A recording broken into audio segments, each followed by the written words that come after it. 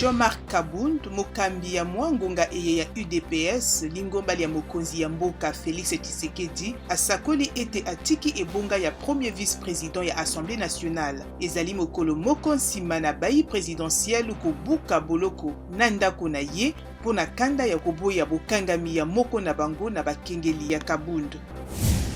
Bebe moko ya gorille ebotamaki o mokolo mwa 7 janvier na parc national ya Kaizi-Bienga na Sud Kivu. Molulu moko salema mpona kopesa ye nkombo mpona directeur de Dieu Bia Umbe, mbotama ya gorille eye ezali elikia mpona parc Kaizi-Bienga esika ya bobateli banyama mpe banzete ebendaka bapaya mingi.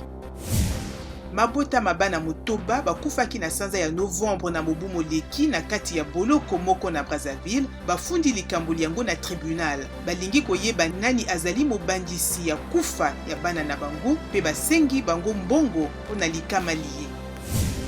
Ba réseaux sociaux mine Alphabet, maison mère ya YouTube, Meta, maison mère ya Facebook, Reddit na Twitter, babengami na commission ya parlement ya États-Unis pona kotatola na mobulu bato ba mokonzi ya kala Donald Trump basalaki o mokolo mwa 6 janvier 2020 pona kopekisa ete Joe Biden asakolama mokonzi ya sika. Balingi koyeba mokumba ya Donald Trump na bato nzinga na ye na mobulu mwango.